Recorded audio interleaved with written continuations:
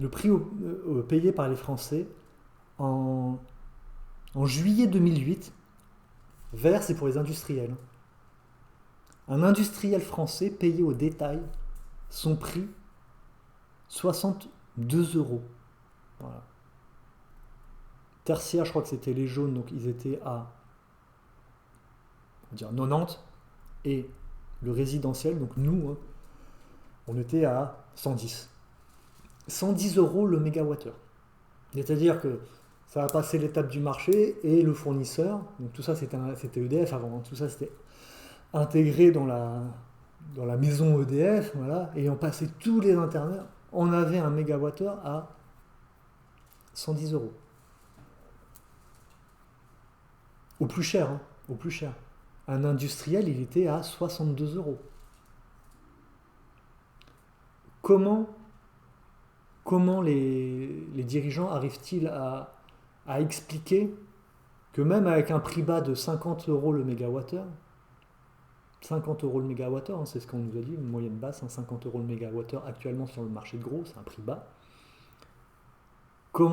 Ils vont réussir à atteindre ce prix de 62 euros? Parce qu'avec tous les intermèdes et tout, bah forcément, 50 euros, ça va passer à 100 euros le mégawattheure au final pour pour le client final. J'aimerais bien que des hommes politiques répondent à cette question. Qu'est-ce qu'est-ce qui peut justifier pour un Français d'accepter la situation actuelle, sachant ce qu'on a connu en 2008? euh, on nous a expliqué que voilà, l'augmentation des prix des coûts de l'énergie, c'était dû à la crise Covid et à la guerre en Ukraine. Ben, on voit bien là, sur les courbes de la Creux que de 2008 à 2016, parce que 2016 c'est la fin des tarifs réglementés, l'Europe a imposé à la France d'arrêter les tarifs réglementés. Voilà, donc c'est l'Union européenne qui a invectivé, hein, sinon c'est des amendes. Voilà. Donc on voit quand même que de 2008 jusqu'à 2016, les prix ont commencé à augmenter. Hein, parce qu'en 2008, il y a eu mise en place du troisième paquet de l'énergie, du deuxième paquet de l'énergie, non, du troisième paquet de l'énergie en France. Voilà. Donc ça, c'est à partir de 2008. Donc dès que cette directive est appliquée en France, les prix commencent à augmenter. Fin des subventions en 2016, les prix continuent à augmenter, là, le résidentiel et le professionnel, ça continue à augmenter.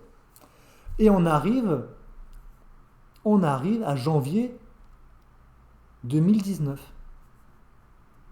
Janvier 2019, bam, on a une hausse, mais vraiment là, une belle hausse du coût de l'électricité.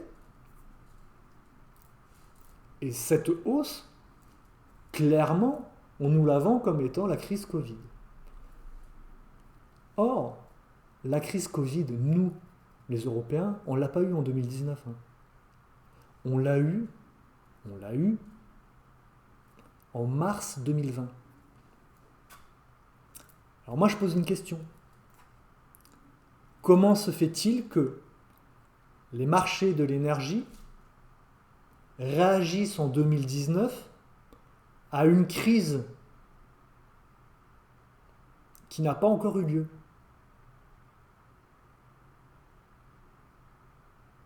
Alors je vois trois explications.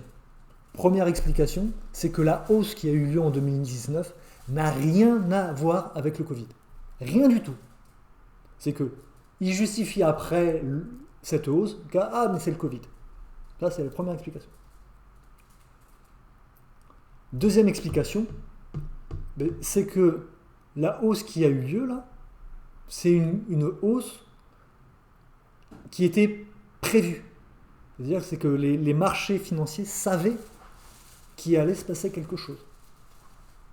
Et s'ils savaient qu'il allait se passer quelque chose, ça se pose quand même la question, comment savaient-ils qu'il allait se passer quelque chose?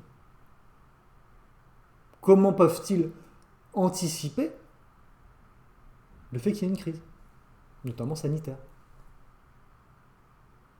Voilà. Troisième explication, c'est que justement, ça rejoint la première, c'est que le Covid n'a rien à voir là-dedans. Il s'agit juste d'un mécanisme de compensation parce que la France devait étalonner ses prix d'électricité sur ceux du marché européen. Voilà. Bon, après, on voit là où se continue, et clairement, on voit la guerre en Ukraine, ça, tac, tac, tac, ça monte et tout le bazar. Mais bon, maintenant, on est en 2024, vous voyez bien les prix, les, les, les prix réglementés, on va dire, au détail, sont à 200, on va dire plus de 200 euros le mégawattheure.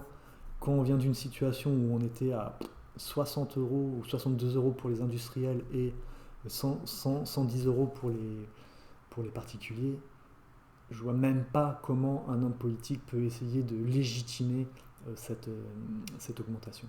Ça, c'est incroyable. C'est incroyable. Bon, on va revenir maintenant sur l'ENTSO-E. Donc, l'ENTSO-E, comme je vous ai dit en début de vidéo, c'est vraiment ce qui chapeaute l'électricité en Europe. Donc, l'ENTSO-E fait des rapports, des scénarios, ils étudient des scénarios pour les années à venir. Alors, et parmi les scénarios qu'ils étudient, il y a les fameuses Binding Zone Review. Donc là, sur cette page de l'ENTSO-E, on voit toute la définition de ce que c'est qu'une Binding Zone Review. Grosso modo, hein, donc voilà. Une binding zone, c'est une zone qui partage, on va dire, la même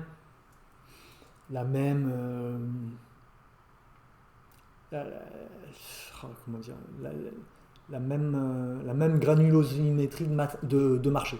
Granulométrie de marché. Voilà.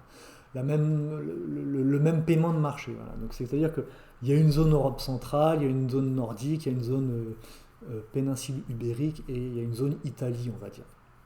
Vous remarquerez que les Anglais sont pas cons, hein, ils ne sont pas dedans. Hein. Les Anglais, ils ont fait non, ça nous intéresse pas. Bref. Tout ça pour dire, c'est que le Binding Zone Review, c'est quelque chose qui est très important au sein de l'ENTSO-E. Hein. C'est un mécanisme au même titre que le Merit Order qui s'applique et qui a une influence très grande sur le marché européen de l'électricité. Donc maintenant, je vous présente ce rapport de l'ENTSO-E qui s'intitule, j'espère que je ne vais pas bugger la page, voilà, First Edition of the Binding Zone Review. Donc pour les retrouver aussi, ces rapports, c'est coton. Hein. Donc là, je vous présente des documents que le grand public ne voit jamais. Hein. Parce qu'il faut vouloir creuser dedans, il faut vouloir se taper... là, c'est 238 pages. Hein. C'est dense et c'est beaucoup de théories, c'est beaucoup de blabla. Nous faisons ci pour la grandeur de l'Europe, nous faisons ci pour les émissions CO2, nous faisons ci pour le bien-être du consommateur, nous, les bons Européens, nous sommes tellement gentils que nous faisons tout pour vous. Quoi. Grosso modo, c'est ça. C'est beaucoup de choses comme ça. Et des phrases rhétoriques. C'est de la rhétorique c'est compliqué. Et donc, c'est dur de trouver l'information pertinente. Bref, on est sur la première édition de ce fameux Binding Zone Review. Voilà. Et donc, je vais pas forcément vous passer tout le rapport, hein, parce que c'est indigeste, mais je vais vous montrer quelque chose. Voilà, je vous montre ceci. Donc ça, on a 1, 2, 3, 4, 5 scénarios. Premier scénario, là où tous les pays sont en jaune, on voit les frontières qui délimitent les pays européens d'Europe centrale. Voilà. Donc ça, c'était la situation avant 2018. Avant 2018. Voilà. En 2018, bam, changement de situation, on arrive sur le deuxième scénario. L'ENTSO-E avait étudié le fait que la binding zone d'Allemagne allait être décorrélée de la binding zone d'Autriche. Et donc c'était le découplage des marchés. Voilà. D'une manière générale, l'ENTSO-E s'attache à faire des couplages de marchés, que le marché français soit couplé, on va dire, pas intégralement, mais en partie, une certaine partie de capacité avec l'Allemagne, patati patata. Avant l'Allemagne et l'Autriche, c'était un seul et unique même marché. En 2018, chlac, découplage. Okay, l'Allemagne a sa propre zone, binding zone, l'Autriche a sa propre binding zone. Et cette situation a été de fait en 2018. L'ENTSO-E a étudié d'autres scénarios. Les autres scénarios qu'elle a expliqués et étudiés, c'est le 3, le 5 et le 4. Donc le 4, grosso modo, c'est le fait de merger, de fusionner des petits pays. Donc ça serait la Belgique et les Pays-Bas et la la Tchéquie et la Slovaquie. Voilà. Et l'autre scénario serait de diviser les gros pays. Donc, ce serait les gros pays. Donc, France, on la diviserait soit en 2 sur le premier scénario, soit en 3 sur le deuxième scénario. Pareil pour l'Allemagne.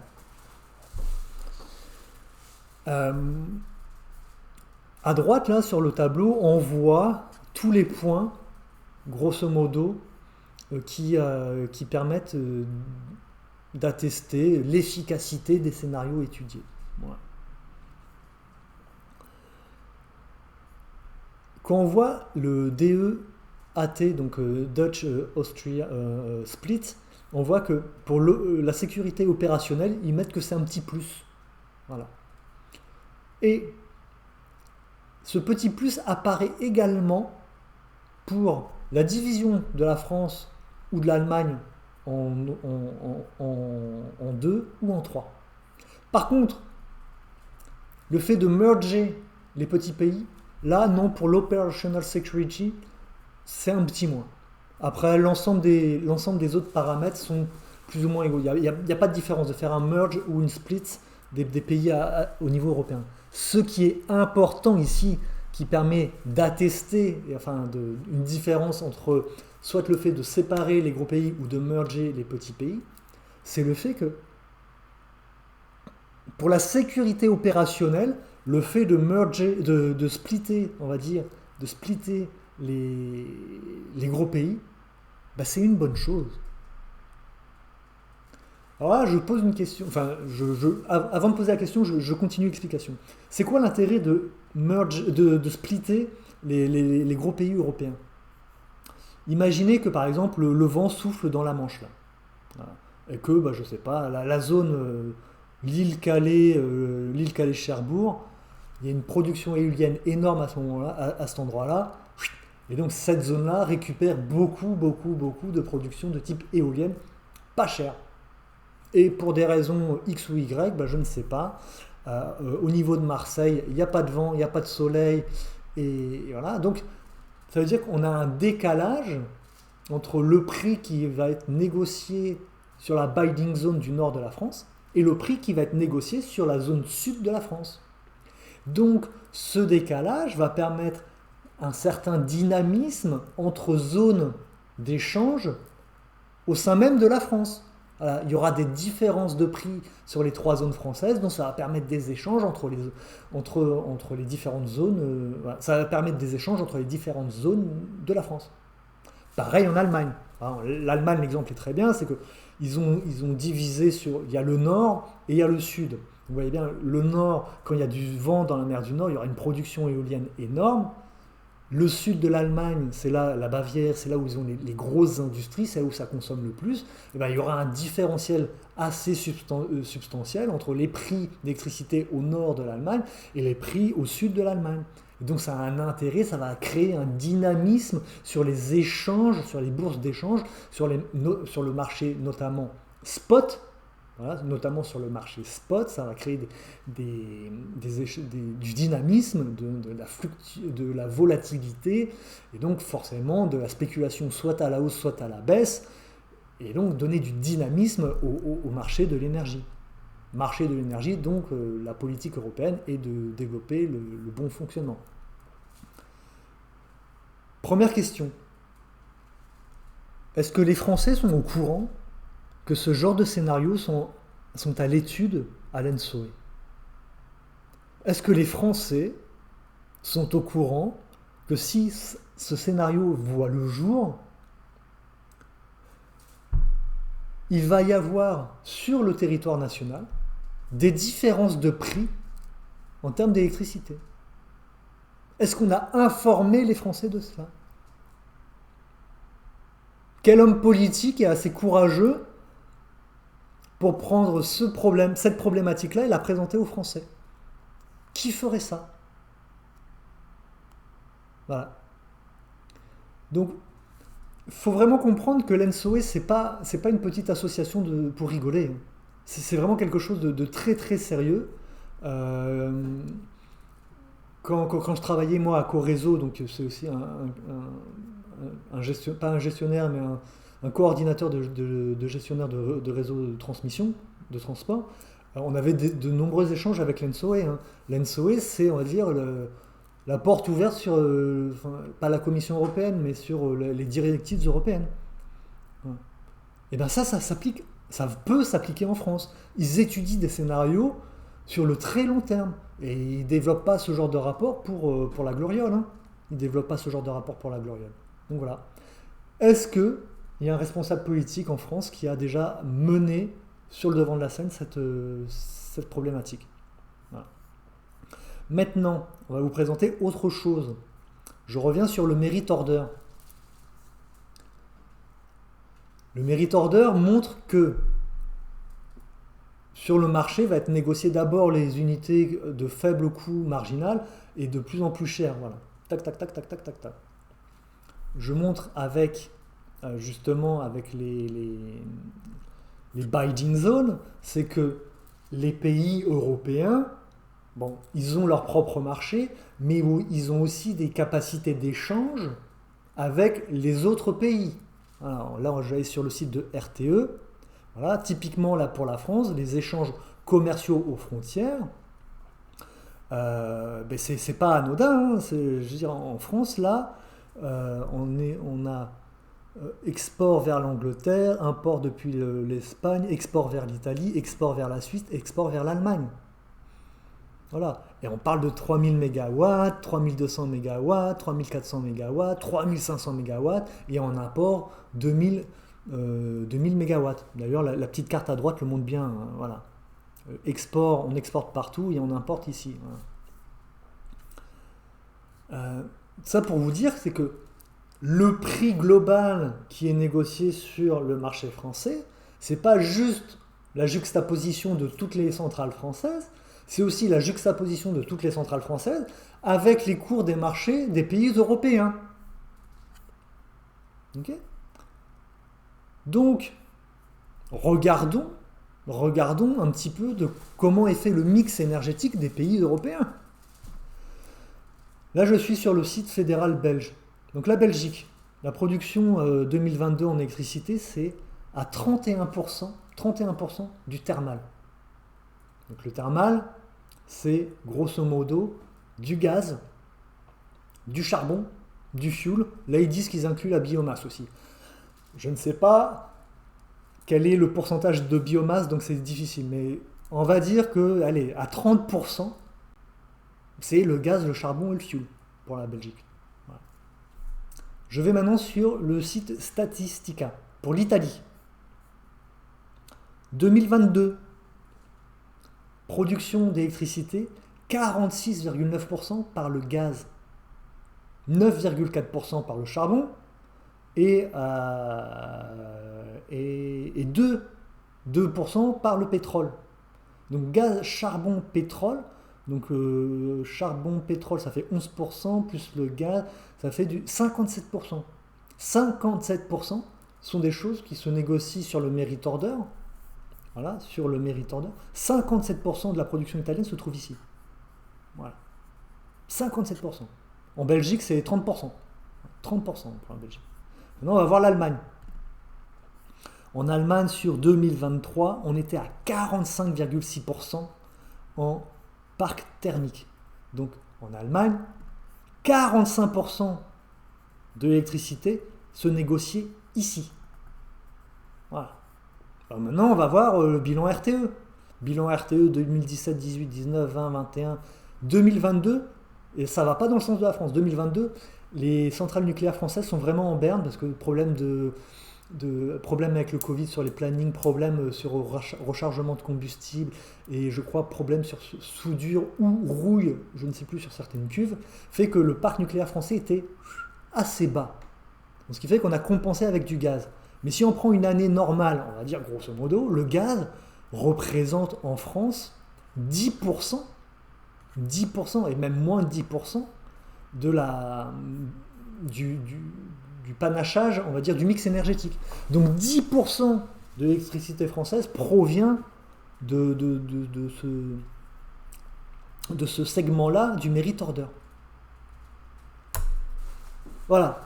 Ayant compris cela, on nous dit que faire l'Union européenne, c'est aider la France, le marché de l'Europe, européen de l'énergie, ça va faire les prix vers le bas, patati patata. Alors, faire le marché européen, ça va faire les prix de l'électricité vers le bas. Oui, les prix européens de l'électricité. Quand il y a mise juxtaposition des prix français, des prix allemands, des prix belges, des prix italiens, on voit bien que les prix français sont ici, les prix italiens sont là, et quand il va y avoir échange entre les deux, il va y avoir, on va dire, mise à niveau. Tac, jusqu'à temps de trouver l'équilibre au niveau des échanges. Ok ? Donc le fait d'avoir des capacités, des interconnexions et donc participer aux échanges aux frontières fait que la France contribue à faire baisser le prix moyen de l'électricité sur les marchés, mais que les pays européens contribuent à faire augmenter le prix moyen sur le marché. Donc la France, elle, vu qu'elle ne voit que le prix moyen du marché par rapport à son coût fixe à elle, mais elle est forcément perdante, vu que son parc de production, il est à 80% nucléaire, donc pas cher. Donc ça aussi, j'aimerais que les politiciens français, les théoriciens de la transition énergétique et de la privatisation, nous répondent à cette question-là. Je pense qu'il n'y aura personne qui va le faire. Hein. Je pense que, bon, de toute façon, je suis personne, donc on ne va pas me répondre, mais voilà, s'il y a des personnes qui écoutent et qui peuvent, on va dire, amener le sujet, bah, il faut le faire. Expliquez-moi. Expliquez-moi pourquoi vous me dites que c'est très très bien la transition énergétique et le marché européen de l'énergie, sachant que jamais, jamais, la France ne pourra avoir des prix qu'elle a eu en 2008, si on commence à mettre en commun nos productions avec celles des pays européens. C'est impossible.